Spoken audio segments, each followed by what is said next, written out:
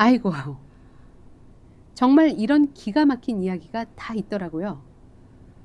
어떤 시어머니가 며느리의 집안이 시장에서 작은 가게를 한다는 이유만으로 친정 어머니가 밤새 끓여보낸 귀한 국을 바닥에 쏟아버렸답니다.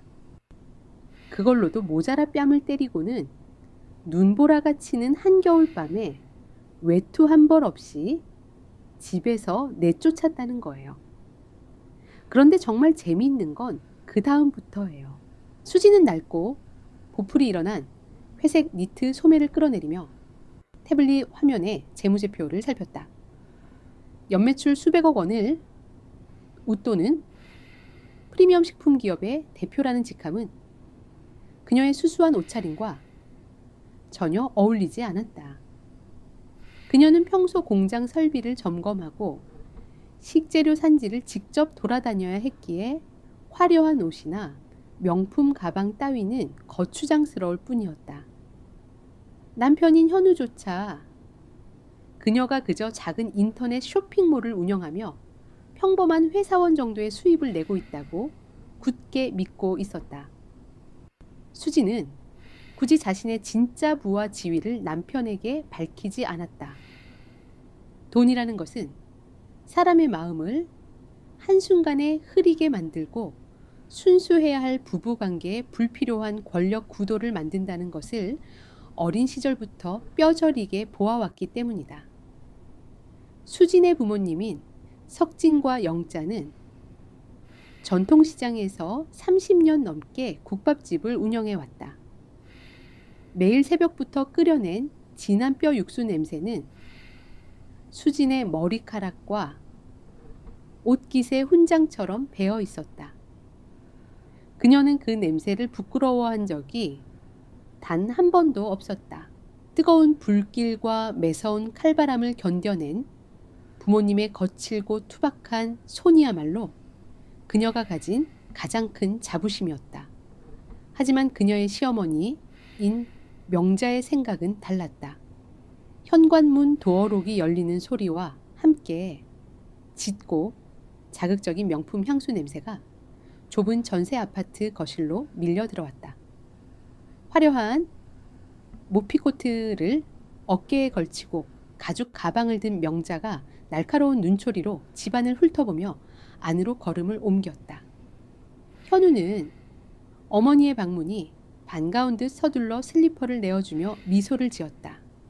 수진 역시 앞침에 손을 닦으며 정중하게 고개를 숙여 인사했다. 명자는 소파에 앉기도 전에 코끝을 찡그리며 불쾌한 기색을 여과 없이 드러냈다. 집안에 진동하는 냄새가 역겹다는 듯 그녀의 미간이 깊게 파였다. 어머니 오시느라 고생하셨어요. 마침 친정 부모님께서 푹 고아내신 국밥 육수를 보내주셔서 저녁상에 올리려던 참이었습니다. 따뜻할 때 드시고 가세요. 수진의 정중한 제안에도 명자는 고개를 차갑게 돌리며 혀를 찼다. 그녀의 입술 사이로 날선 비아냥이 흘러나왔다. 시장 바닥에서 끓여낸 냄새가 여기까지 진동을 하는구나. 내 비싼 옷에 그 천박한 기름 냄새라도 배면 네가 세탁비라도 물어줄 테냐. 나는 그런 싸구려 음식은 입에 대지도 않으니 치워라. 격이 맞아야 식사도 같이 하는 법이지.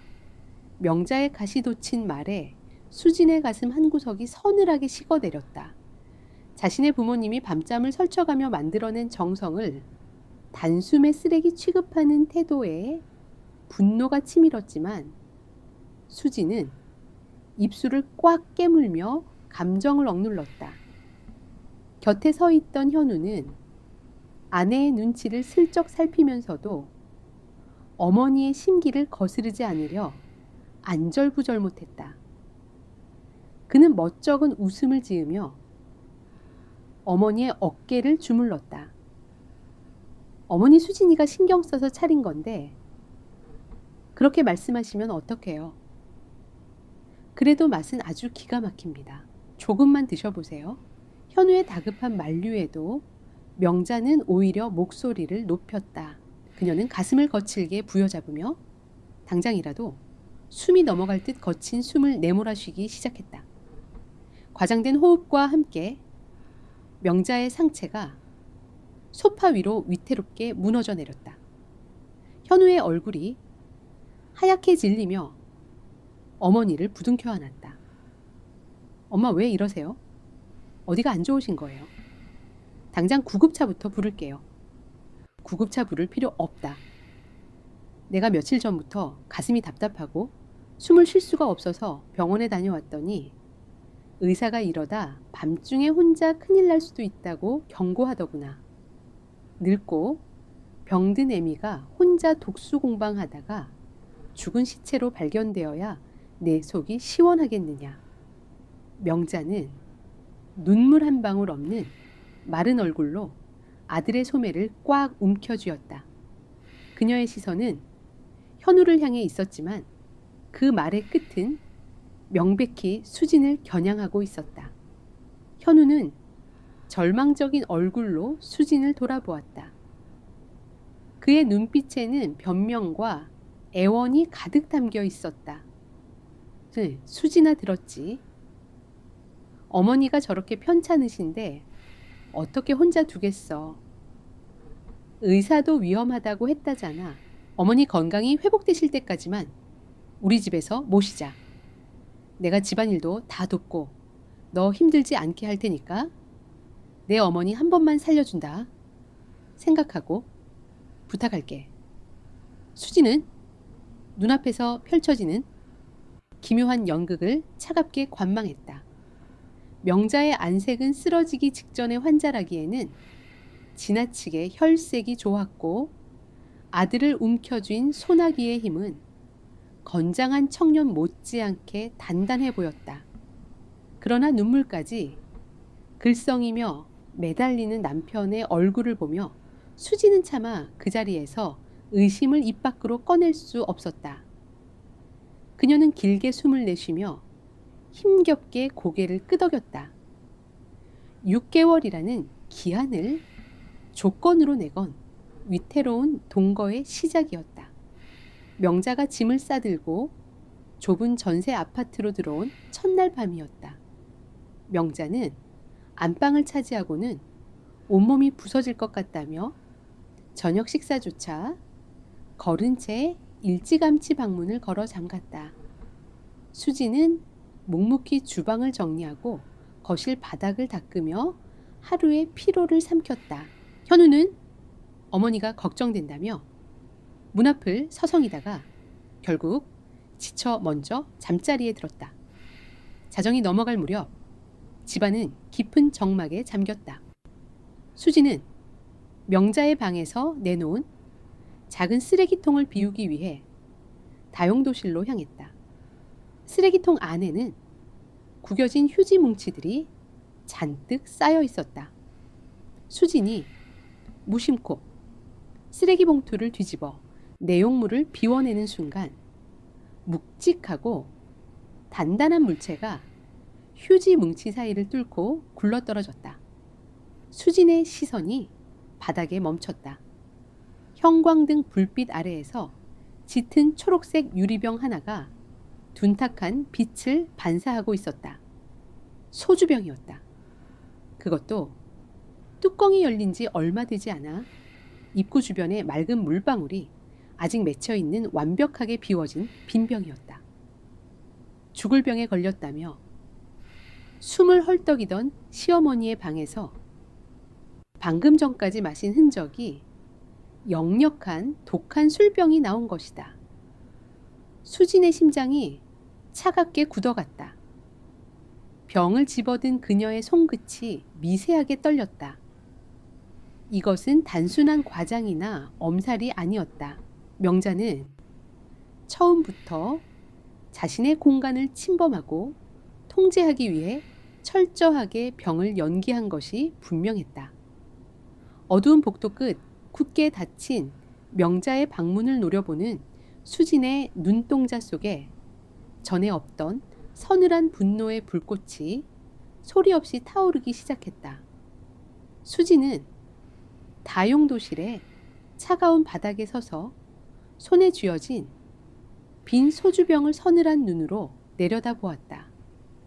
당장 안방 문을 열어젖히고 들어가 시어머니의 거짓된 병환을 따져 묻고 싶은 충동이 목 끝까지 치밀어 올랐다. 하지만 그녀는 깊은 숨을 내쉬며 이성을 다잡았다. 섣부른 분노는 오히려 명자에게 변명할 기회만 줄 뿐이었다. 지금은 조용히 상황을 지켜보며 남편이 부정할 수 없는 명백한 증거를 모아야 할 때였다. 수지는 빈 병을 카메라로 찍어 사진을 남긴 뒤 본래 있던 휴지 뭉치들 사이로 교묘하게 숨겨 놓았다. 다음 날 아침이 밝자 명자의 기만적인 연극은 더욱 치밀해졌다.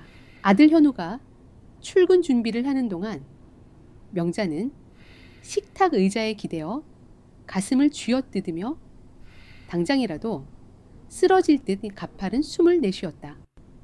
현우는 안타까운 얼굴로 어머니의 어깨를 주무르며 아내에게 어머니를 잘 부탁한다는 말을 남기고 집을 나섰다. 그러나 현우가 출근문을 나서고 도록이 닫히는 마찰음이 울리는 순간 집안의 공기는 차갑게 얼어붙었다.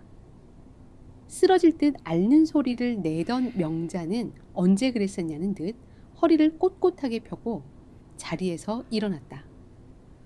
그녀의 눈빛은 병자의 것이 아니라 누군가를 짓밟기 위해 벼려진 칼날처럼 날카로웠다.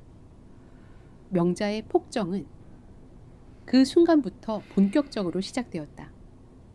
집안의 모든 일상과 물건이 명자의 통제 아래 놓였다. 명자는 수진이 아침 일찍 일어나 청소해둔 바닥을 발끝으로 문지르며 먼지가 묻어난다며 다시 닦으라고 명령했다.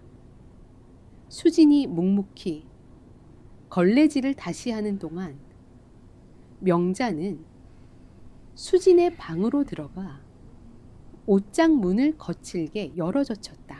수진이 공장과 물류창고를 오가며 편하게 입기 위해 구비해둔 저렴하고 실용적인 옷들이 명자의 손에 잡혀 거실 바닥으로 내동댕이 쳐졌다. 명자는 바닥에 흩어진 옷가지들을 혐오스러운 벌레라도 보듯 발로 툭툭 밀어내며 날선 목소리를 냈다. 이게 대체 옷이냐 걸레냐. 시장 바닥에서 몸 굴리며 자란 티를 내지 못해 안달이 난 게지. 내 아들 얼굴에 먹칠을 해도 유분수지. 이런 거지. 발사계 같은 옷들을 입고 돌아다니면서 우리 집안 수준을 떨어뜨릴 작정이냐. 당장 가져다 버려라. 수지는 바닥에 흩어진 자신의 옷들을 천천히 주워 담으며 입술을 악물었다. 자신이 이끄는 회사의 직원들조차 대표인 자신에게 이런 식의 무례를 범한 적은 없었다. 몸 열감이 피부를 타고 흘렀지만 수지는 대꾸하지 않았다.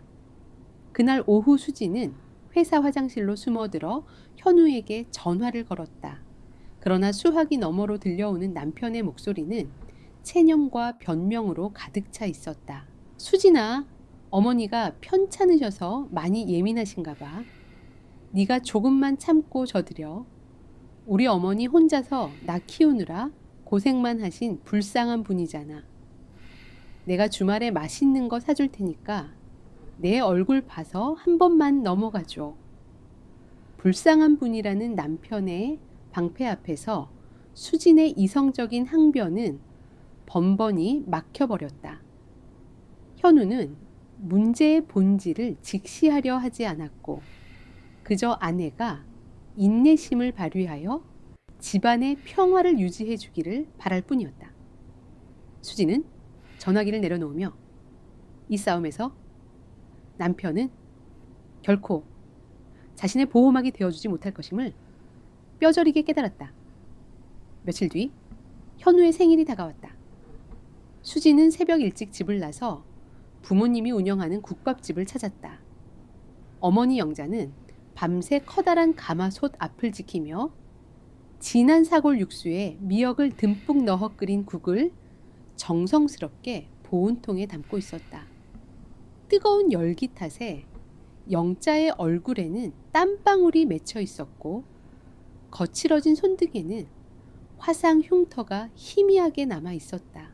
우리 사위, 매일 밖에서 고생하는데 이거 먹고 든든하게 속 채우라고 전해주어라. 사돈 어르신 것도 넉넉히 담았으니 부족하지는 않을 게다. 영자의 주름진 얼굴에 피어난 온화한 미소를 보며 수지는 가슴 한구석이 아릿해지는 것을 느꼈다. 부모님의 피땀이 어린 숭고한 음식을 품에 안은 수지는 발걸음을 재촉해 집으로 돌아왔다. 남편이 퇴근하기 전 완벽한 생일상을 차려놓고 싶었다. 저녁 무렵 수진이 주방에서 정성스럽게 미역국을 드고 있을 때였다. 깊고 구수한 냄새가 거실을 채우기 시작하자 굳게 닫혀있던 안방문이 거칠게 열렸다. 명자가 신경질적인 걸음으로 주방으로 다가왔다. 냄비 안을 들여다보는 명자의 얼굴이 흉측하게 일그러졌다. 무슨 냄새인가 했더니 네가 요리할 위는 못 되고 또 그 시장 바닥에서 주워온 것이냐. 우리 집안의 천박한 기름 냄새를 들이지 말라고 내가 몇 번을 경고했더냐. 명자의 억지스러운 비난의 수지는 더 이상 참지 않고 차분하면서도 단단한 목소리로 맞섰다. 친정어머니께서 현우 씨 생일이라고 밤새 불 앞에 서서 끓여주신 겁니다. 제 부모님의 정성이 들어간 음식이니 제발 함부로 말씀하지 말아주세요. 어머님 드실 것도 따로 담아주셨습니다. 수진의 올곧은 눈빛에 명자의 입꼬리가 비틀리며 섬뜩하고 차가운 비웃음이 번졌다. 정성이라고 했느냐. 싸구려 시장통에서 고기 몇 점 던져 넣고 끓인 물이 내 아들 몸에 들어가면 탈만 날 뿐이다.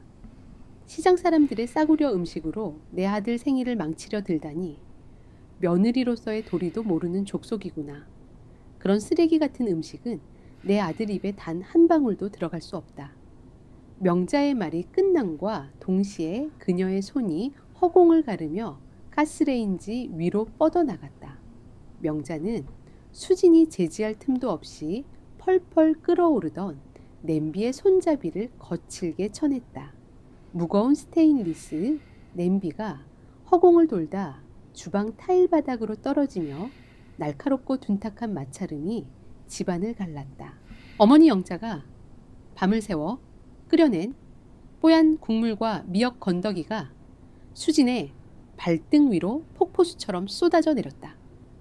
뜨거운 열기가 발끝을 덮쳤지만 수진은 통증조차 느끼지 못한 채 바닥에 처참하게 흩어진 부모님의 정성을 멍하니 내려다보았다. 희뿌연 김이 피어오르는 주방 한가운데서 굳어버린 수진을 내려다보는 명자의 얼굴에는 잔인한 승리감이 감돌고 있었다. 바닥에 엎질러진 미역국에서 피어오르는 뜨거운 김이 수진의 시야를 흐리게 만들었다. 흩어진 고기, 조각과 엉킨 미역 줄기들은 단순한 음식물 쓰레기가 아니었다. 그것은 매일 새벽 낡은 시장 골목에서 땀방울을 닦아내며 거친 손으로 일궈낸 수진의 부모님. 그들의 고결한 삶의 조각들이 처참하게 짓밟힌 현장이었다. 수진은 주먹을 꽉 쥐었다. 손톱이 손바닥을 파고들어 찌릿한 통증이 느껴졌지만 가슴속에서 들끓어오르는 분노의 온도에 비하면 아무것도 아니었다. 그녀는 천천히 고개를 들어 명자를 응시했다. 수진의 눈빛은 이전에 인내하던 며느리의 것이 아니었다. 차갑고 단단하게 얼어붙은 그 시선에 명자조차 순간 흠칫하며 한 걸음 뒤로 물러섰다. 어머니. 수진의 목소리는 낮았지만 주방의 공기를 찢을 만큼 날카로웠다. 제 부모님은 그 시장 바닥에서 평생을 정직하게 일하셨습니다. 누구에게 손을 벌리지도 거짓으로 남을 속이지도 않고 번 돈으로 저를 키우셨습니다. 그 거칠어진 손을 부끄럽게 여긴 적은 단 한 번도 없습니다. 그런데 어머니는 대체 무슨 자격으로 제 부모님의 정성을 쓰레기 취급하시는 겁니까? 남편의 월급에 기대어 거짓 병이나 연기하시는 분이 피땀 흘려 일하는 제 부모님을 깎아내릴 자격이 있다고 생각하십니까? 명자의 얼굴이 수치심과 분노로 붉게 달아올랐다. 감히 며느리 주제의 시어머니를 향해 훈계를 늘어놓는다는 사실을 견딜 수 없었던 것이다. 명자의 어깨가 거칠게 들썩였고 그녀의 입술 사이로 날선 폭언이 터져나왔다. 어디서 배워먹은 버르장머리냐. 시장통에서 구르는 부모 밑에서 자라더니 눈에 뵈는 것이 없구나. 어디 감히 시어머니를 가르치려 들어. 내 아들이 너 같은 근본 없는 집안에 딸 자식을 거둬준 것을 평생 감사하며 바닥을 기어도 모자랄 판에. 명자는 말을 채 맺기도 전에 오른손을 높이 치켜들었다. 그리고 허공을 가르는 매서운 파공음과 함께 그녀의 손바닥이 수진의 뺨을 강하게 내리쳤다. 날카로운 충격이 얼굴을 강타하며 수진의 고개가 옆으로 꺾였다. 입안이 터진 듯 비릿한 쇠맞이 혀끝에 맴돌았고 뺨에서는 불에 데인 듯한 화끈거림이 번져갔다. 하지만 수진은 비틀거리지도 비명을 지르지도 않았다.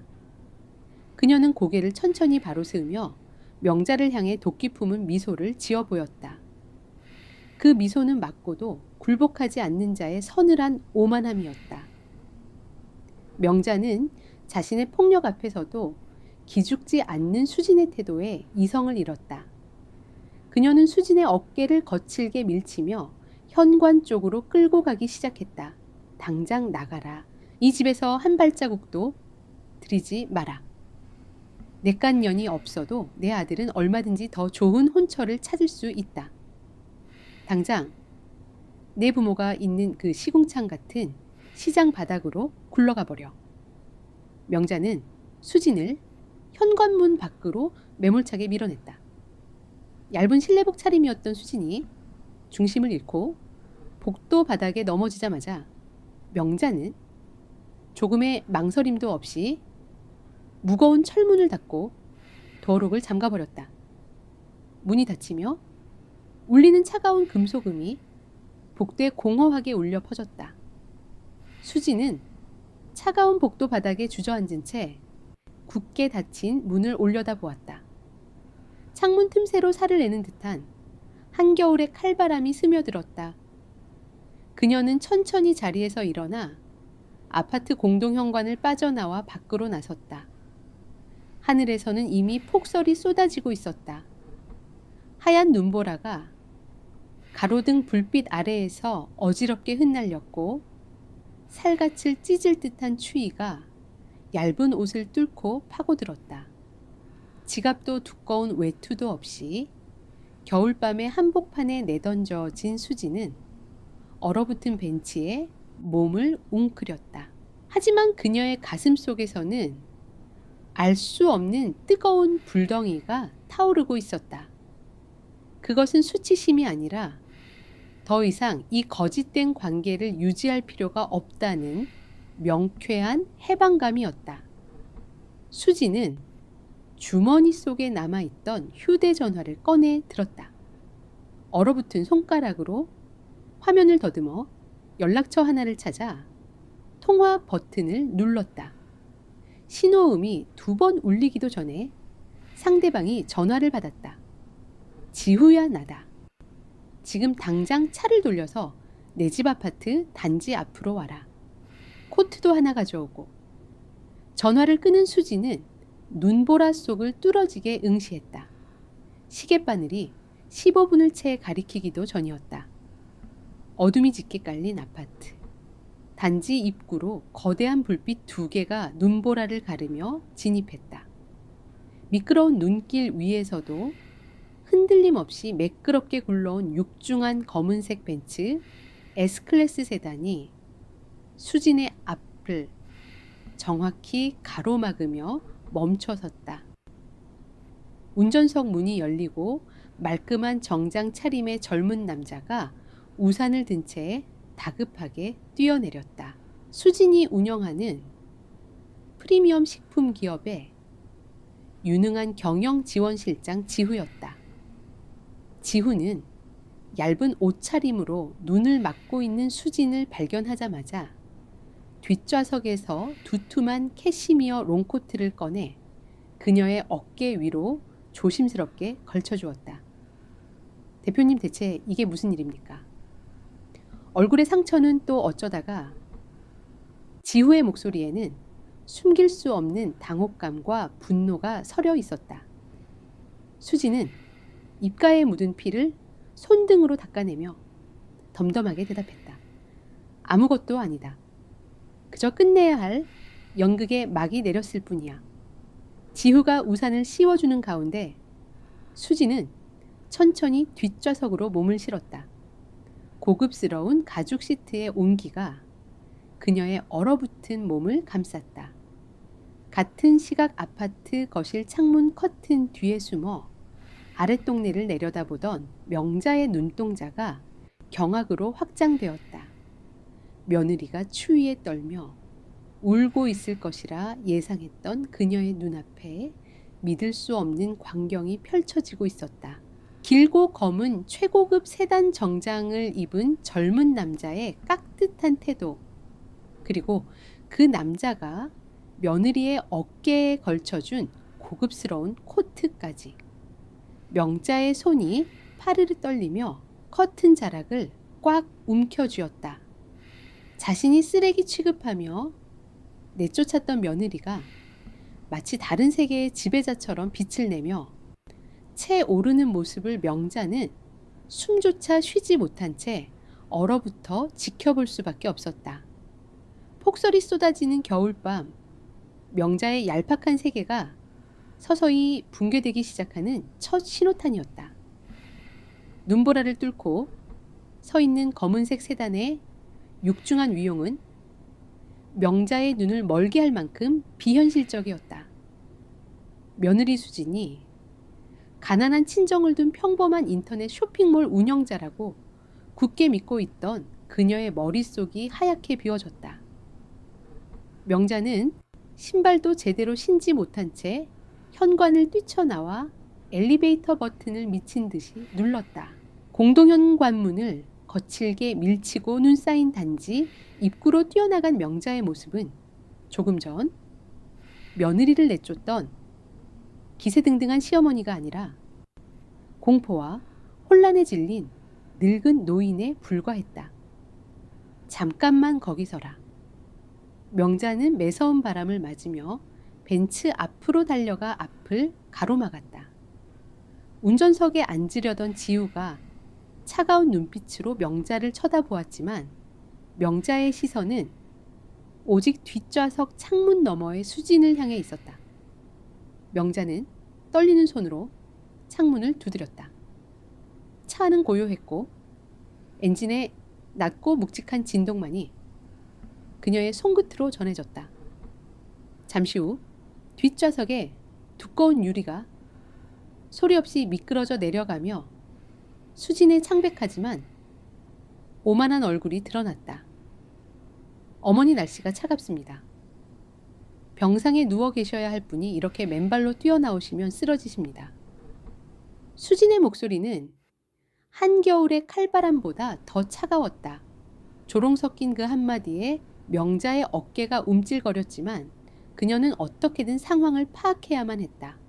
수진아, 대체 이게 다 무슨 일이냐? 이 비싼 차는 무엇이며 저 남자는 대체 누구길래 네가 이런 대접을 받는 게야? 네가 혹시 딴 살림이라도 차린 것이냐? 명자는 두려움을 감추기 위해 억지로 목소리를 높였지만 떨리는 음성까지 숨길 수는 없었다. 수지는 여튼 한숨을 내쉬며 코트 깃을 여몄다.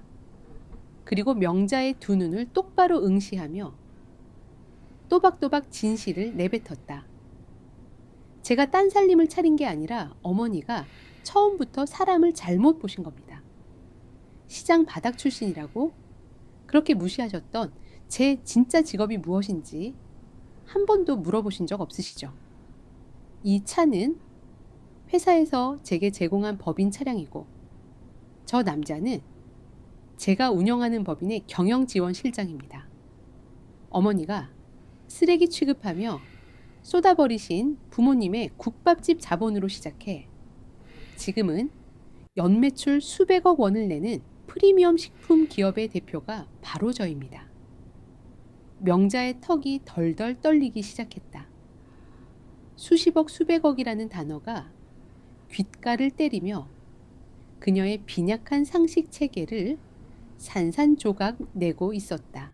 자신이 그토록 멸시했던 며느리가 아들 현우의 연봉 따위는 비교조차 할 수 없는 거대한 부의 소유자라는 사실이 명자의 숨통을 조여왔다.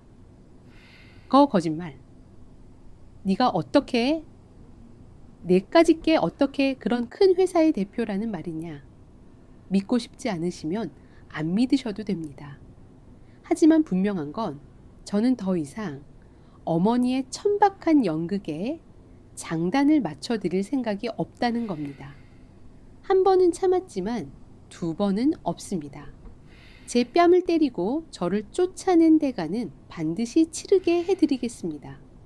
명자는 다급하게 손을 뻗어 수진의 코트 소매를 붙잡으려 했다.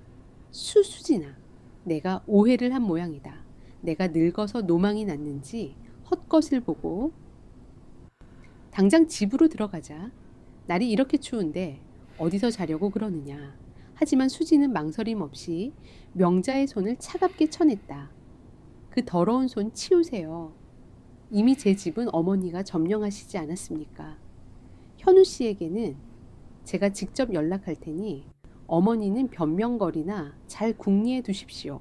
수진의 고갯짓의 창문이 다시 닫히며 명자와의 단절을 선언했다. 지우가 운전석에 올라타 가속 페달을 밟았다. 육중한 벤츠는 명자의 곁을 스치며 눈보라 속으로 매끄럽게 사라졌다. 붉은 후미등이 시야에서 완전히 사라질 때까지 명자는 눈 쌓인 아스팔트 위에 주저앉아 넋을 잃고 멍하니 허공을 바라보았다. 자신이 발로 차버린 것이 며느리가 아니라 평생을 바쳐 쌓아온 체면과 돈줄이라는 사실이 뼈저리게 다가왔다.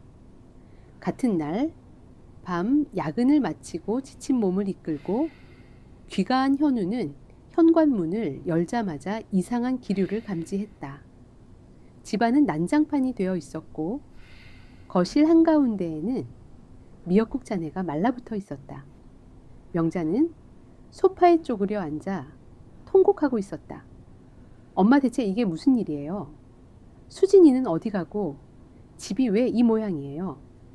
현우가 다급하게 묻자 명자는 아들의 바짓가랑이를 붙잡고 눈물 콧물을 흘리며 억울함을 호소하기 시작했다. 민수야, 내 마누라가 미쳤다.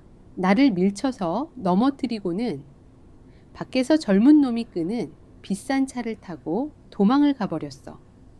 나를 모시는 게 싫다고 너 같은 가난한 놈팽이와는 더 이상 못 살겠다고 발악을 하더구나.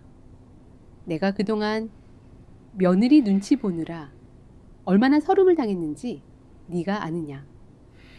어머니의 거친 흐느낌과 노골적인 거짓말을 듣는 현우의 미간이 깊게 패였다. 평소 같았다면 어머니의 말을 맹신하며 아내를 원망했겠지만 이번에는 달랐다.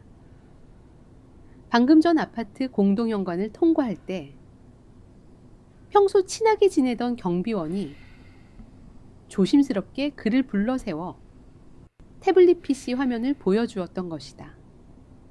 화면 속 CCTV 영상에는 안방에서 걸어 나온 어머니가 아내의 뺨을 세차게 내리치는 장면이 소리 없이 재생되고 있었다.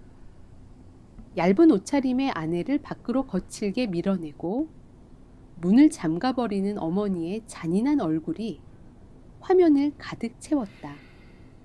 현우는 그 영상을 보며 자신의 맹목적인 효심이 아내를 얼마나 깊은 지옥으로 몰아넣었는지 깨달았다. 현우는 오열하는 어머니를 차갑게 내려다보았다.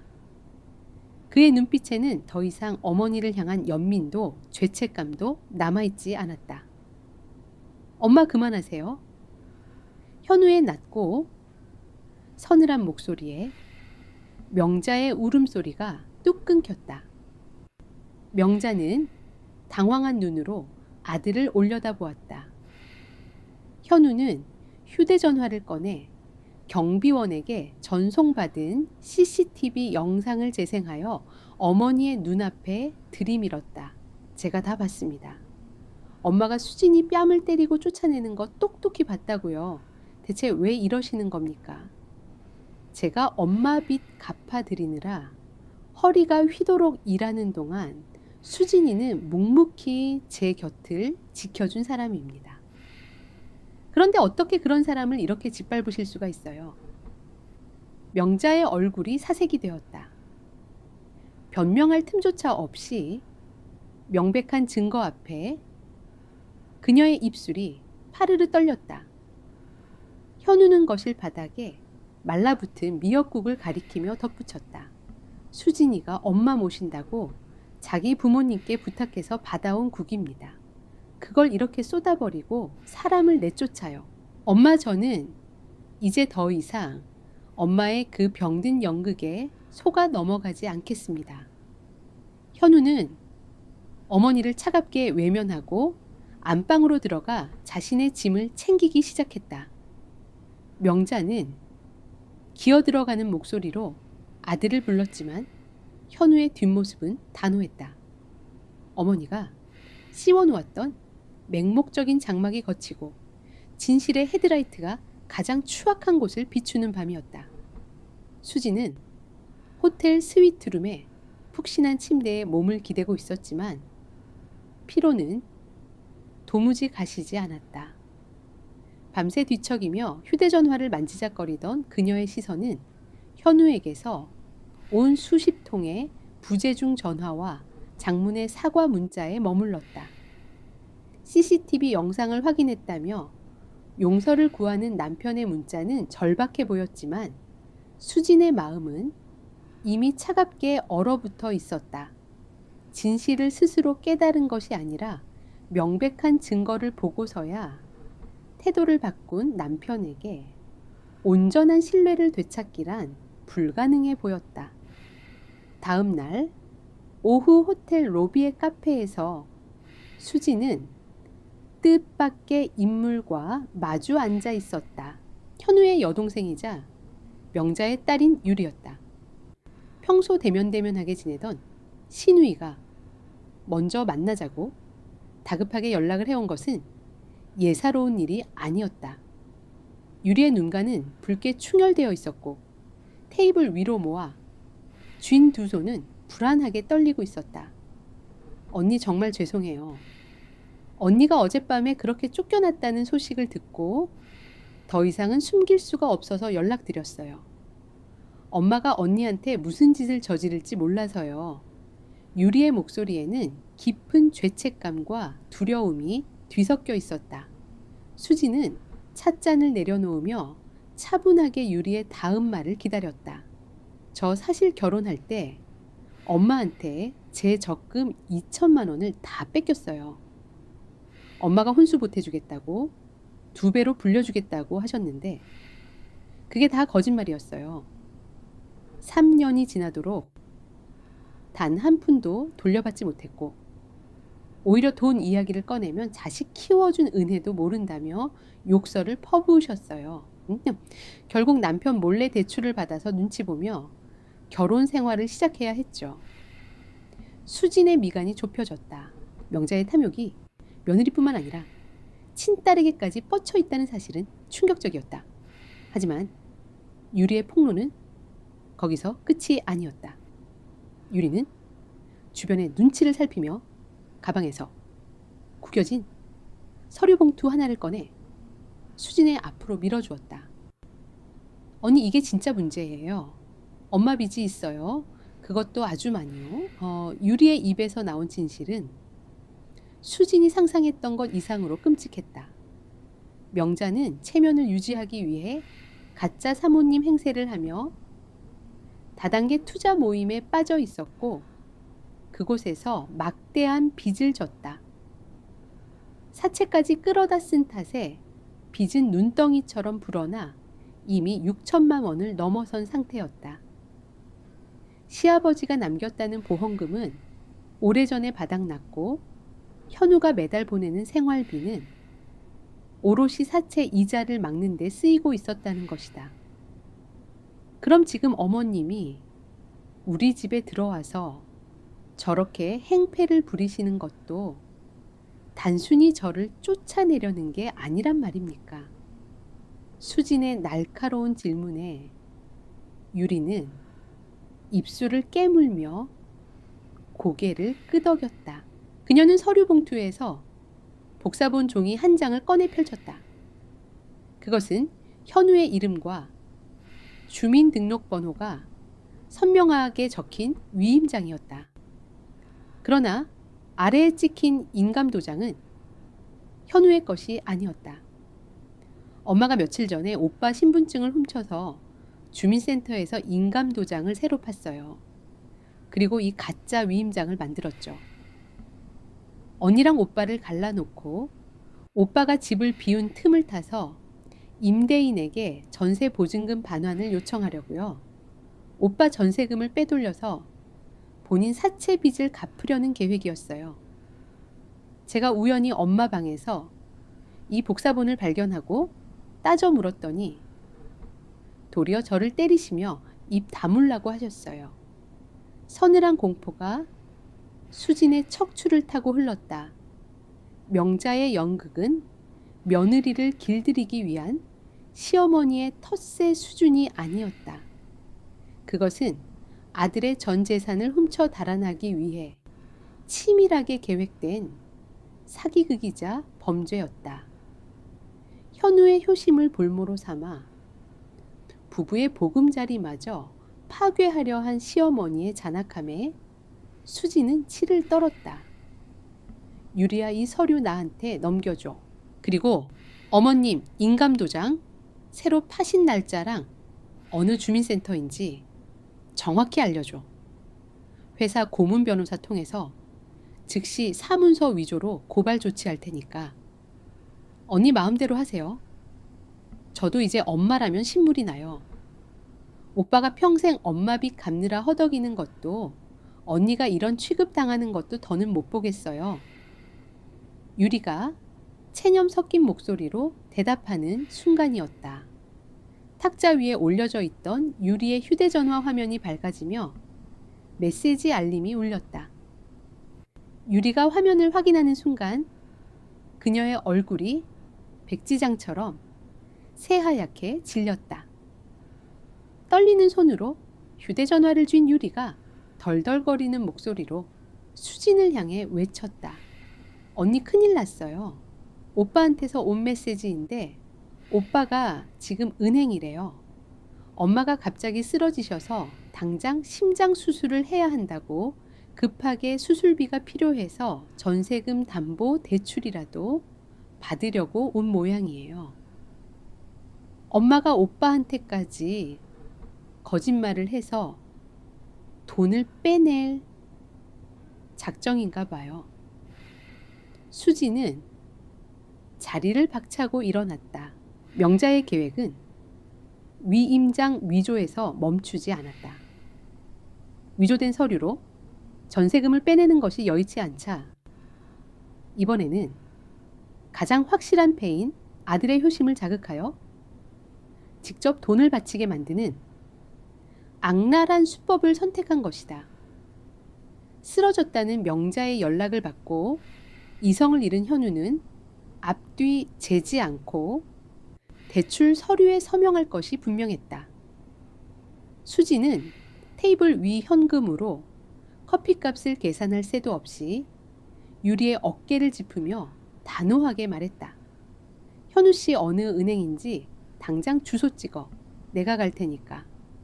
수지는 지후에게 전화를 걸어 차를 대기시키라고 지시하며 호텔 로비를 가로질러 달리기 시작했다. 분노로 심장이 터질 듯 요동쳤다. 이번에야말로 명자의 역겨운 연극을 산산조각내고 남편 현우의 눈을 완벽하게 뜨게 만들 차례였다.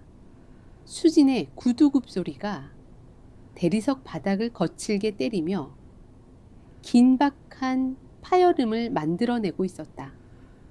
수진을 태운 벤츠가 요란한 타이어 마찰음을 내며 대형 은행 지점 앞에 멈춰섰다. 차가 완전히 정차하기도 전에 수진은 문을 밀치고 뛰어나갔다. 지우가 곧바로 그녀의 뒤를 따르며 만일의 사태에 대비했다. 수진의 머릿속에는 단 하나의 생각뿐이었다. 명자의 추악한 사기극에 속아 넘어가 대출 서류에 도장을 찍기 직전인 현우를 반드시 막아야만 했다. 은행 안은 평일 오후에 한산한 공기로 채워져 있었지만 VIP 대출 상담 창구 쪽은 묘한 긴장감이 흐르고 있었다. 수진의 날카로운 시선이 은행 내 불을 빠르게 훑었고 이내 창구 의자에 넋이 나간 표정으로 앉아있는 현우를 발견했다. 현우의 손에는 펜이 들려 있었고 그의 앞에는 수천만 원의 전세금 담보 대출 약정서가 놓여 있었다. 현우의 손이 서명란으로 향하는 그 짧은 찰나 수진이 거침없이 창구로 돌진했다. 잠깐만요. 서명하지 마세요. 수진의 날카롭고 단호한 목소리가 창구 주변의 공기를 얼어붙게 만들었다.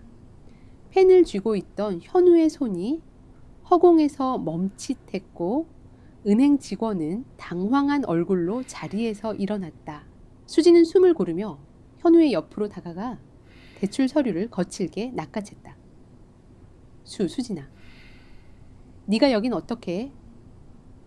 현우의 얼굴은 창백했고 눈은 붉게 충혈되어 있었다. 그는 아직 어젯밤에 충격에서 벗어나지 못한 채 어머니의 위급하다는 전화에 이성을 잃은 상태였다. 비켜. 엄마가 당장 심장 수술을 받지 않으면 돌아가실 수도 있대.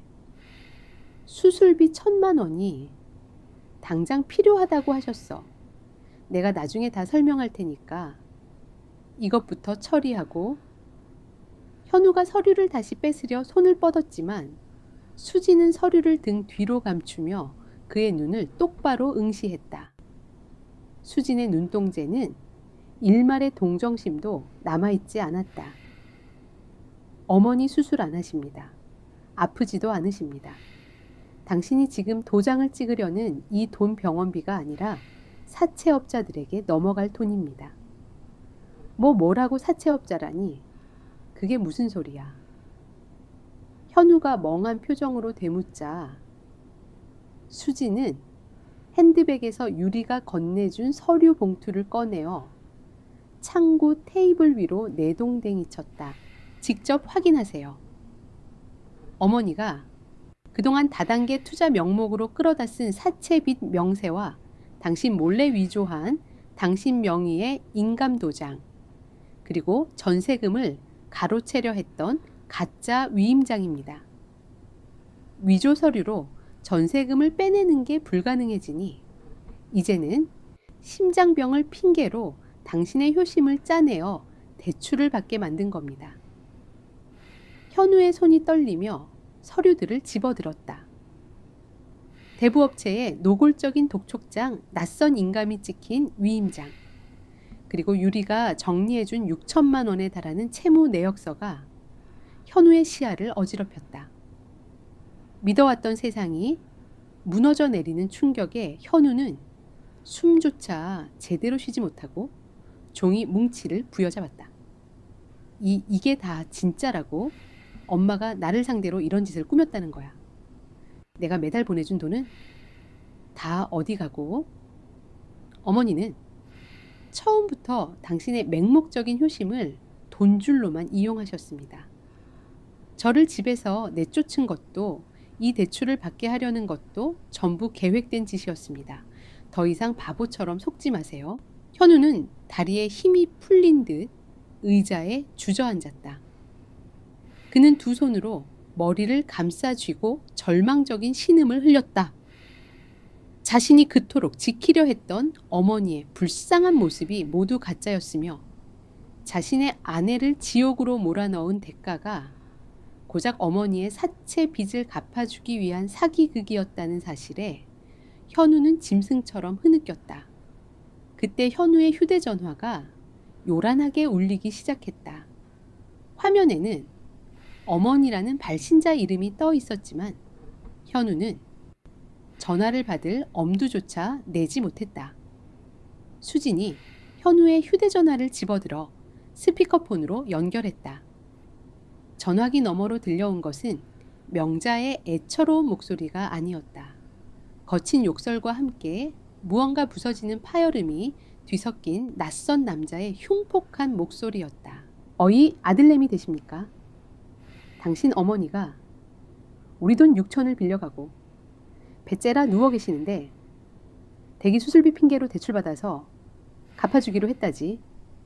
지금 우리가 당신 어머니 모시고 있으니까 당장 돈 입금 안 하면 당신 어머니 진짜로 병원에 실려가는 꼴 보게 될 거요.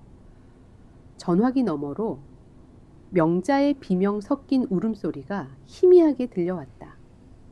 사채업자들이 집으로 들이닥쳐 명자를 압박하고 있는 것이 분명했다. 현우는 사색이 되어 전화기를 바라보았지만 입이 떨어지지 않았다. 수진이 전화기를 당겨 들고 차가운 목소리로 답했다. 그쪽이 협박하시는 그분 며느리입니다. 예, 지금 이 통화 내용 협박 및 불법 채권 추심으로 전부 녹음되고 있습니다. 빚을 지신 분은 명자 씨 본인이니 그분에게 직접 받아내십시오. 내 남편은 그 빚에 단 한 푼도 보탤 의무가 없고 대출 역시 전면 취소되었습니다. 한 번만 더 내 남편 번호로 연락하면 경찰에 즉각 고발하겠습니다. 수지는 망설임 없이 전화를 끊고 전원을 꺼버렸다.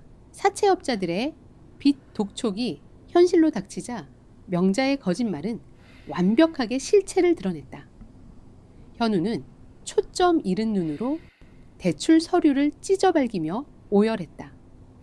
수진아, 내가 미쳤었어. 내가 미쳤어? 엄마가 이럴 줄은 내 말을 들었어야 했는데 내가 널 지키지 못하고? 수진은 오열하는 남편을 차갑게 내려다보며 뒤돌아섰다. 부서진 현우의 후회는 이미 늦어버렸다. 명자의 거짓된 세계는 붕괴되었고 이제 남은 것은 그 탐욕스러운 시어머니가 자신의 발로 가장 수치스러운 무덤을 파고 들어가는 것을 지켜보는 일뿐이었다.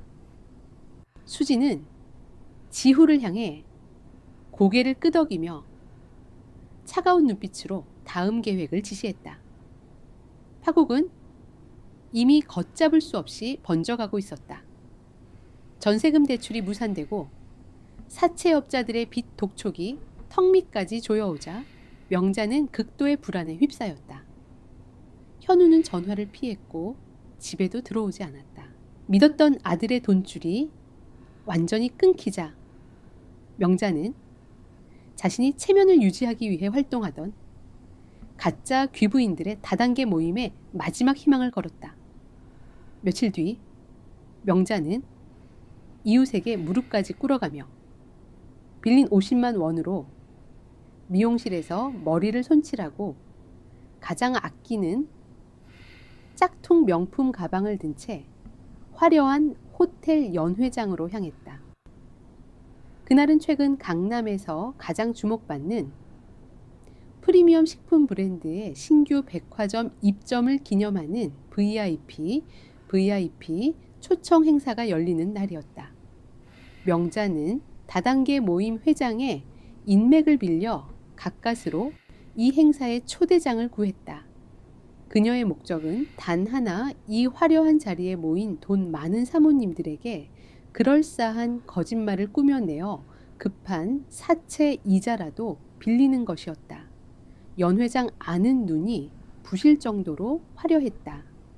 크리스탈 샹들리에 아래에서 값비싼 와인과 고급 식재료로 만든 요리들이 제공되었고, 우아한 드레스를 입은 사람들이 여유로운 미소를 띠며 대화를 나누고 있었다. 명자는 겉으로는 여유로운 척 미소를 지었지만 속으로는 타들어가는 초조함을 감추지 못한 채 목표물을 찾아 이리저리 눈동자를 굴렸다. 어머 회장님, 오랜만에 뵙네요. 요즘 제가 진행하는 사업이 워낙 바빠서요. 명자는 모임 회장을 발견하자마자 과장된 목소리로 인사를 건네며 다가갔다. 하지만 회장의 시선은 명자의 낡은 가방과 어색한 태도를 빠르게 훑어내리고는 차갑게 식었다. 명자가 어떻게든 말을 이어가며 돈을 빌려달라는 본론을 꺼내려던 찰나 연 회장의 조명이 서서히 어두워지며 중앙 무대로 사람들의 시선이 집중되었다. 신사숙녀 여러분, 오늘 이 자리를 빛내주신 VIP 고객님들께 깊은 감사를 드립니다. 그럼 지금부터 저희 브랜드의 혁신을 이끌어 오신 대표이사님의 인사 말씀이 있겠습니다. 진행자의 안내 멘트와 함께 웅장한 음악이 흘러나왔고 눈부신 스포트라이트가 무대 중앙을 비추었다. 무대 옆에서 지후의 호의를 받으며 걸어 나오는 인물을 본 순간 샴페인 잔을 쥐고 있던 명자의 손이 딱딱하게 굳어버렸다. 무대 위로 올라선 여자는 고급스러운 실크 슈트를 완벽하게 소화해내며 여유롭고 당당한 미소를 짓고 있었다. 한치의 흐트러짐 없는 자태 사람들을 압도하는 카리스마. 그것은 며칠 전 자신이 폭설이 내리는 밤거리로 내쫓았던 며느리 시장 바닥 출신이라며 멸시했던 수진이었다. 감사합니다. 이수진입니다. 저희 브랜드가 이렇게 성장할 수 있었던 것은 가치 있는 정성과 진실된 품질을 알아봐 주신 여러분 덕분입니다. 마이크를 통해 울려 퍼지는 수진의 또렷한 음성이 명자의 고막을 날카롭게 찔렀다. 연 회장을 가득 채운 VIP 고객들이 수진을 향해 열렬한 박수를 보냈다. 명자는 눈앞의 현실을 부정하려 뒷걸음질을 쳤지만 발이 바닥에 붙어버린 듯 옴짝달싹할 수 없었다. 저건 말도 안 돼. 전현이 왜 저기서? 명자의 입술이 파르르 떨리며 넉나간 중얼거림이 새어나왔다. 옆에 서 있던 회장이 명자의 이상 행동을 알아채고 미간을 찌푸렸다. 명자씨, 왜 그래요? 수진 대표님 아는 사이예요. 아, 아닙니다. 사람을 잘못 봤나 봅니다. 명자는 황급히 고개를 숙이며 쥐구멍이라도 찾고 싶은 심정이었다. 며느리라는 사실을 밝히는 순간 자신이 수진의 뺨을 때리고 내쫓았다는 사실이 들통나는 것은 물론이거니와 수백억 대의 자산가, 며느리를 두고 푼돈이나 빌리러 다니는 자신의 비참한 처지가 만천해 드러날 것이 뻔했기 때문이다. 인사말을 마친 수진이 무대에서 내려와 귀빈들과 인사를 나누기 시작했다. 수진의 발걸음은 정확히 명자가 서 있는 방향을 향하고 있었다. 명자는 서둘러 얼굴을 가리고 연 회장을 빠져나가려 했지만 지우가 어느새 다가와 명자의 퇴로를 막아섰다. 명자씨, 대표님께서 인사를 나누고 싶어 하십니다. 지우의 차가운 정중함에 명자는 도망칠 곳을 잃고 굳어버렸다. 수진이 여유로운 미소를 띠며 명자의 코앞까지 다가왔다. 주변의 사모님들이 두 사람의 대화에 호기심 어린 시선을 보냈다. 어머님 오랜만에 뵙습니다. 제 행사에 직접 찾아와 주실 줄은 몰랐네요. 수진의 입에서 나온 어머님이라는 단어에 주변의 공기가 일순간 술렁였다. 회장을 비롯한 사모님들이 놀란 눈으로 명자를 쳐다보았다. 명자 씨가 이수진 대표님 시어머님이셨어요? 어머, 왜 여태 그런 엄청난 사실을 숨기셨어요? 사모님들의 부러움 섞인 목소리가 쏟아졌지만 명자는 차라리 혀를 깨물고 싶었다. 수진은 짐짓 놀란 척하며 명자를 위아래로 훑어보았다. 어머니 오늘 빌리러 오신 돈은 잘 구하셨습니까? 사채업자들이 매일같이 문을 두드린다던데.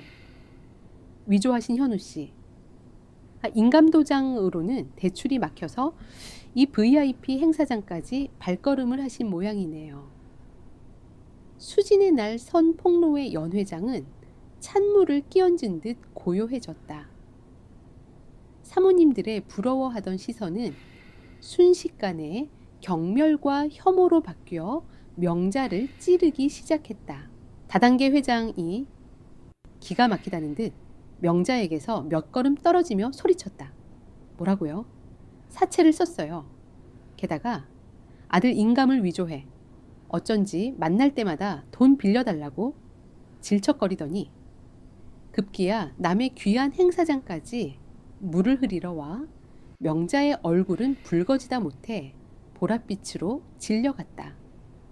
변명 한마디 하지 못한 채 입술만 달싹거리던 명자는 자신을 둘러싼 경멸, 어린 시선들을 견디지 못하고 다리에 힘이 풀려 그 자리에 털썩 주저앉고 말았다. 화려한 샹들리의 불빛 아래에서 명자가 평생을 걸고 꾸며왔던 가짜 체면과 허영의 세계가 완벽하게 무너져 내리는 순간이었다. 수지는 바닥에 주저앉은 명자를 차갑게 내려다보며 이제 남은 것은 철저한 법적 단죄뿐임을 무건으로 선고하고 있었다. VIP 연회장에서의 수치스러운 추락 이후 명자의 삶은 걷잡을 수 없는 나락으로 떨어졌다. 사채업자들의 빚 독촉은 더욱 거칠어졌고 현우는 여전히 연락을 끊은 채 집을 비웠다. 며칠 뒤 명자는 수진의 회사 법무팀으로부터 서류 한 장을 송달받았다. 폭행 및 사문서 위조 사기 미수 혐의에 대한 합의를 논의하자는 내용 증명이었다. 명자는 떨리는 다리를 이끌고 수진의 회사로 향했다. 으리으리한 유리빌딩의 외관을 올려다보며 명자는 자신이 얼마나 무모하고 어리석은 짓을 저질렀는지 다시금 뼈저리게 실감했다.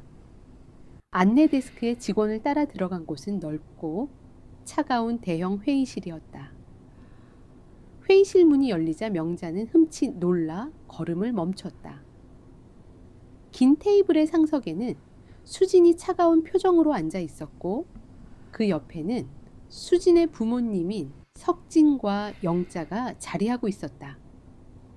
맞은편에는 현우가 덥룩하게 수염이 자란 초췌한 얼굴로 고개를 숙인 채 앉아 있었으며 양옆으로는 법무팀 소속 변호사들이 서류를 산더미처럼 쌓아두고 대기 중이었다.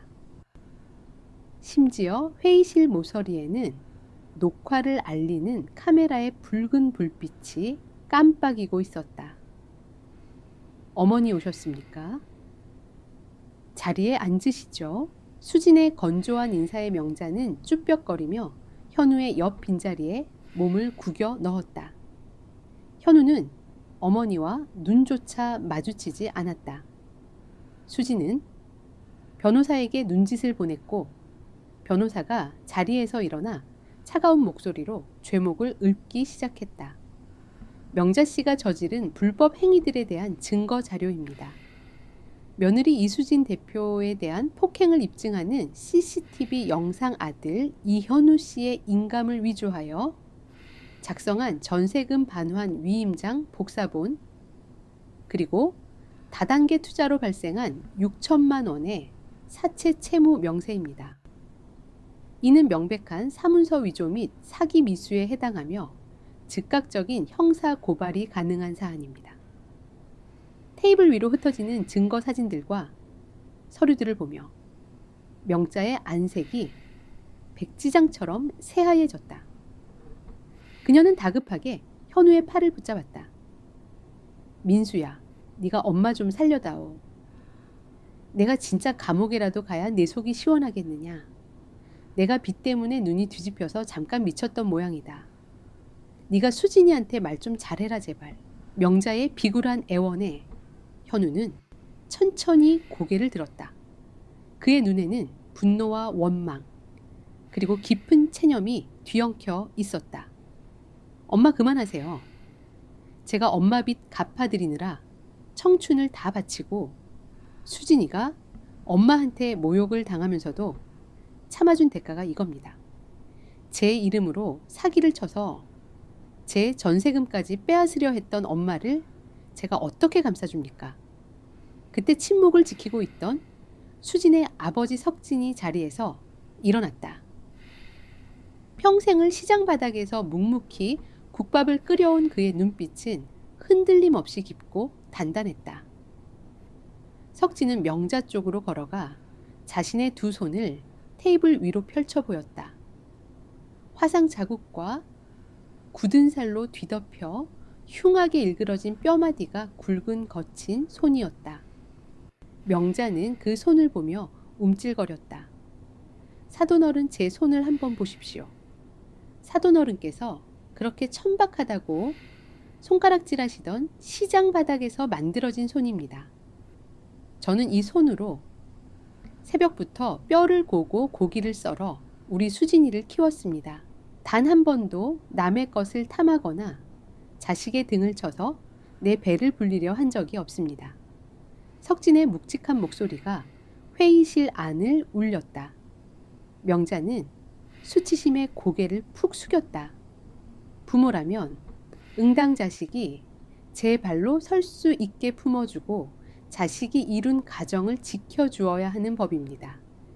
그런데 사돈어른께서는 헛된 허영심에 눈이 멀어 자식의 목통을 조르고 제 딸아이의 뺨을 때려 눈보라 속으로 내쫓으셨습니다. 저희 부부는 가난할지언정 그렇게 치사하게 살지는 않았습니다. 명자는 결국 참지 못하고 오열을 터뜨렸다. 그녀는 바닥에 무릎을 꿇고 엎드려 바닥을 치며 용서를 빌기 시작했다. 내가 잘못했습니다. 사돈어른 수진아, 내가 정말 죽을 죄를 지었다. 내 한 번만 용서해주면 다신 안 그러마. 내 평생 빚을 갚으며 살 테니 제발 감옥에만 보내지 마라 다오. 하지만 수지는 바닥에 엎드린 명자를 동정하지 않았다. 그녀는 자리에서 일어나 명자를 차갑게 내려다보았다. 어머니, 눈물로 덮을 수 있는 선은 이미 한참 전에 넘으셨습니다. 저와 제 부모님을 모욕하고 현우 씨를 기만했던 그 모든 오만함의 대가를 이제 어머니 스스로 치르셔야 합니다. 고발은 보류하겠습니다. 하지만 저희 부부는 앞으로 어머니의 빚 문제에 단 한 푼도 엮이지 않을 것이며 현우 씨 역시 어머니가 진심으로 뉘우치고 스스로 빚을 청산하기 전까지는 연락을 끊을 것입니다. 명자는 절망적인 비명을 지르며 현우의 바짓가랑이를 붙잡으려 했지만 현우는 어머니의 손을 차갑게 뿌리치고 회의실을 빠져나갔다. 굳게 닫힌 회의실 문 앞에서 명자는 홀로 남겨졌다. 평생을 남의 시선을 의식하며 체면을 위해 살아왔던 명자의 세상은 차가운 회의실 바닥에서 완벽하고 비참하게 박살나고 말았다. 회의실에서의 뼈 아픈 심판 이후 명자의 삶은 철저하게 밑바닥으로 내동댕이 쳐졌다.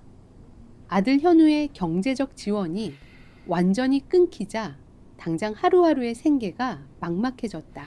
그녀가 자랑하던 전세 아파트는 사채업자들에게 넘어가기 직전이었고, 화려했던 짝퉁 명품 가방과 모피 코트들은 헐값에 중고 시장으로 팔려나갔다. 명자는 더 이상 고상한 사모님 행세를 할 수 없었다.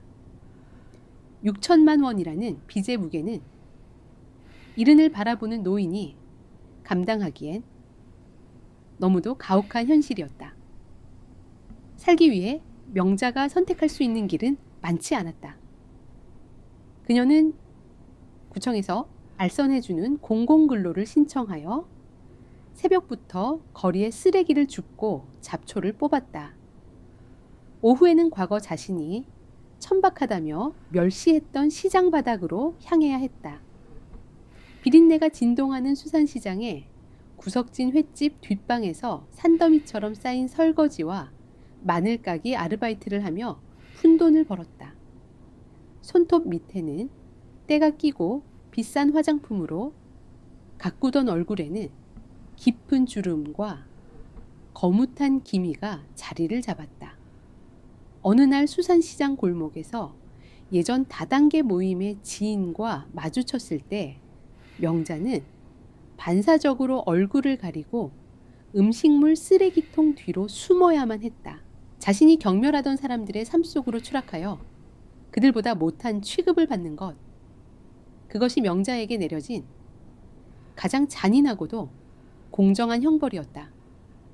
한편 현우의 삶 역시 짙은 참회와 속죄의 연속이었다.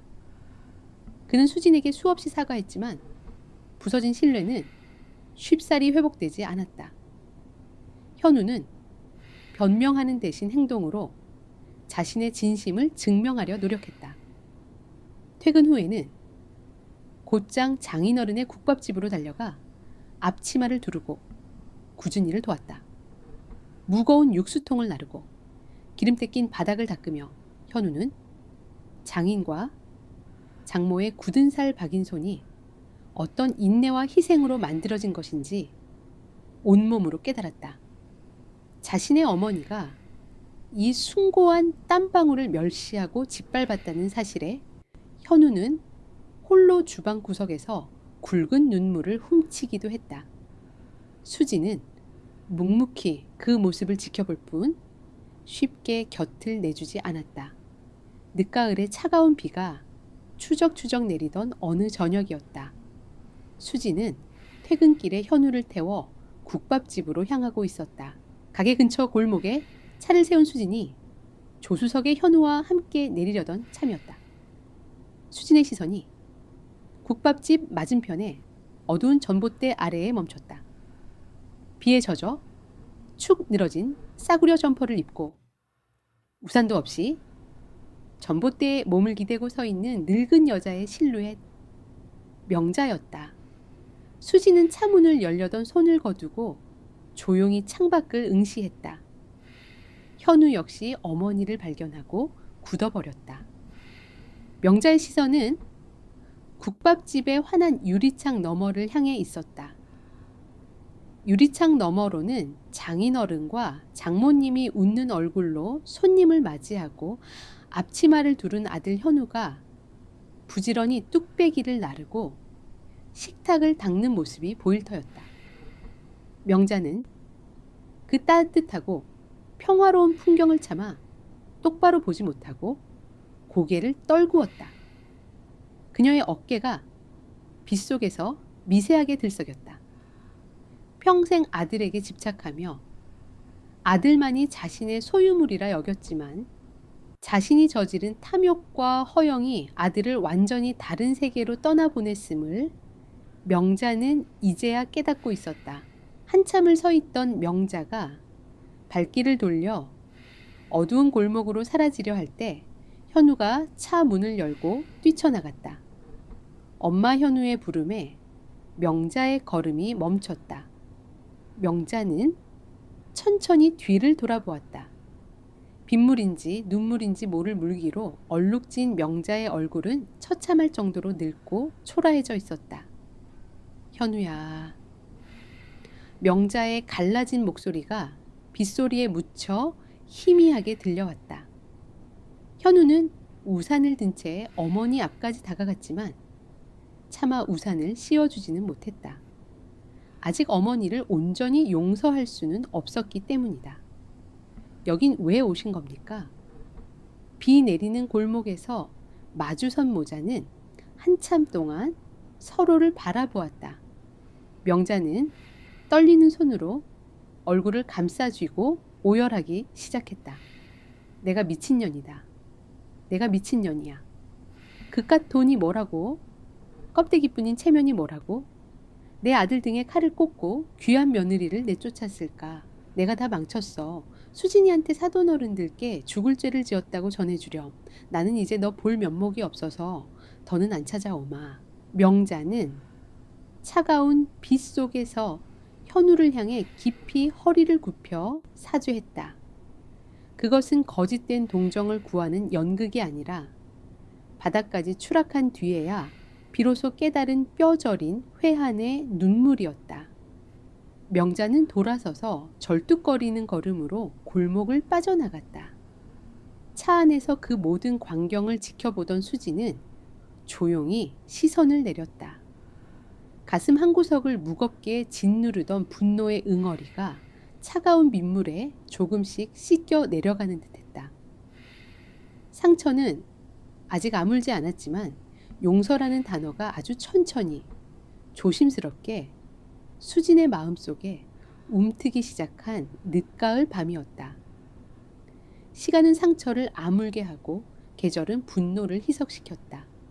혹독했던 겨울이 지나고 연한 햇살이 비치기 시작한 어느 봄날 오후 명자가 다시 한번 수진의 부모님이 운영하는 국밥집 앞에 섰다. 지난번처럼 어두운 골목에 숨어서가 아니라 환한 대낮의 정면으로 가게를 마주한 채였다. 그녀의 행사액은 여전히 남루했다. 여러 번 빨아 색이 바른 작업복, 점퍼에 낡은 운동화 차림이었다. 하지만 비에 젖은 채 절망에 빠져있던 지난 가을의 모습과는 무언가 달랐다. 허리는 고되게 굽어 있었지만 그녀의 눈빛에는 바닥을 친 자만이 가질 수 있는 처연한 평온함이 깃들어 있었다. 명자는 잠시 망설이다가 이내 결심한 듯 가게의 낡은 미닫이 문을 조심스럽게 열고 안으로 들어섰다. 점심시간이 갓 지나 한산해진 가게 안수진의 어머니 영자가 행주로 테이블을 닦다가 문을 열고 들어서는 명자를 발견하고는 흠칫 놀라 걸음을 멈췄다. 주방에서 뚝배기를 정리하던 석진 역시 의아한 눈으로 명자를 바라보았다. 명자는 가게 중앙에 우두커니 서서 두 사람을 향해 아무 말도 하지 못했다. 그저 죄책감으로 가득 찬 눈으로 바닥만 내려다볼 뿐이었다. 먼저 침묵을 깬 것은 석진이었다. 어서 오십시오, 사부인. 그의 목소리에는 원망도 비아냥도 담겨 있지 않았다. 그저 낯선 손님을 대하듯 덤덤하고 정중한 인사말이었다. 석진의 그 한마디에 명자는 참아왔던 눈물을 터뜨리며 그 자리에 털썩 무릎을 꿇었다. 사돈어른, 제가 잘못했습니다. 제가 정말 죽을 죄를 지었습니다. 명자는 가게 바닥에 이마를 대고 흐느꼈다. 그녀의 입에서는 뒤늦은 후회와 참회가 쏟아져 나왔다. 제가 사돈댁을 얕보고 시장 장사한다고 깔보고 귀한 따님을 함부로 대해서 정말 죄송합니다. 제가 눈이 멀어서 헛된 욕심에 눈이 멀어서 사람으로서 해서는 안 될 짓을 저질렀습니다. 이 거친 손이 얼마나 숭고한 손인지도 모르고 제가 미쳤었나 봅니다. 제발 용서해 주십시오. 영자는 조용히 명자에게 다가가 그녀의 팔을 부축에 일으켰다. 일어나세요, 사부인. 이렇게 바닥에 엎드려서 될 일이 아닙니다. 지나간 일은 지나간 일이고 사람은 앞으로 잘하면 되는 겁니다. 영자는 명자를 구석진 테이블에 앉히고는 주방으로 들어가 방금 끓여낸 뜨끈한 국밥 한 그릇을 뚝배기에 담아내왔다. 뽀얀 국물 위로파가 넉넉하게 썰려 올라가 있고 구수한 고기 냄새가 가게 안을 채웠다. 명자는 자신의 앞에 놓인 국밥 그릇을 멍하니 내려다보았다. 자신이 그토록 천박하다며 쏟아버렸던 바로 그 음식이었다. 명자는 떨리는 손으로 숟가락을 들었다. 뜨거운 국물 한 숟갈이 목구멍을 넘어가자 얼어붙었던 속이 녹아내리는 듯한 온기가 퍼져나갔다. 이내 명자는 어린아이처럼 소리내어 울며 국밥을 먹기 시작했다. 그것은 허기를 채우는 음식이 아니라 그녀의 더럽고 추악했던 과거를 씻어내리는 정화의 눈물과도 같았다. 진짜 부유함이란 지갑의 두께가 아니라 사람을 향한 따뜻한 국밥 한 그릇을 내어줄 수 있는 마음의 넉넉함이라는 것을 명자는 그제야 비로소 깨달았다. 그날 이후 수진과 현우의 관계에도 조심스럽게 봄이 찾아왔다. 두 사람은 정기적으로 부부 상담을 받으며 서로의 상처를 들여다보고 보듬어 주었다. 현우는 더 이상 어머니의 아들이 아니라 수진의 남편으로서 자신의 자리를 찾아가고 있었다. 그는 수진이 야근을 하는 날이면 저녁을 차려놓고 기다렸고 주말이면 국밥집 일을 돕는 것을 당연하게 여겼다. 어느 저녁 집으로 돌아온 수진은 현우에게 작은 사진 한 장을 내밀었다. 현우가 받아든 것은 병원에서 찍은 초음파 사진이었다. 희미한 흑백 화면 속에 작고 신비로운 생명의 형태가 담겨 있었다. 현우는 사진을 든 채 그대로 굳어버렸다. 이내 그의 눈에서 굵은 눈물방울이 뚝뚝 떨어져 사진 위를 적셨다. 그는 말없이 수진의 손을 꼭 잡았다. 그 어떤 말보다 깊은 미안함과 고마움, 그리고 새로운 시작에 대한 벅찬 감동이 두 사람의 손을 통해 전해졌다. 명자는 여전히 공공근로와 시장의 허드레시를 하며 자신의 빚을 조금씩 갚아나가고 있었다. 현우는 한 달에 한 번씩 어머니에게 안부 전화를 걸었다. 금전적인 지원은 없었지만 그 전화 한 통이 명자에게는 세상과 연결된 유일한 끈이었다. 명자는 가끔 서툰 솜씨로 만든 나물 반찬을 국밥집에 조용히 두고 가기도 했다. 나는 시장 국밥집의 딸이다. 한때는 그 사실을 숨기고 싶었던 적도 있었다. 하지만 이제 수지는 그 문장을 가장 큰 자부심으로 여기게 되었다. 뺨을 맞고 맨몸으로 쫓겨나고 가장 가까운 사람에게 배신당했던 그 겨울밤이 그녀를 죽이지 못했다. 오히려 그 혹독한 시련은 그녀를 더욱 단단하게 만들었고 자신이 누구이며 무엇을 지켜야 하는지를 명확하게 가르쳐 주었다. 수지는 이제 막 불러오기 시작한 배를 쓰다듬으며 창밖을 내다보았다. 창밖으로는 남편 현우가 장인어른과 어깨를 나란히 하고 국밥집 간판에 불을 켜는 모습이 보였다. 참아야 할 것과 참지 말아야 할 것을 구분하는 것이 진짜 지혜라는 것을 깨달은 지금 그녀의 삶은 그 어느 때보다 단단하고 평화로웠다. 세상에 어떤 시련이 다시 닥쳐온다 해도 그녀는 더 이상 흔들리지 않을 것이다. 그녀의 뿌리는 피와 땀이 서린 저 뜨거운 국밥 한 그릇 속에 깊이 박혀 있었으므로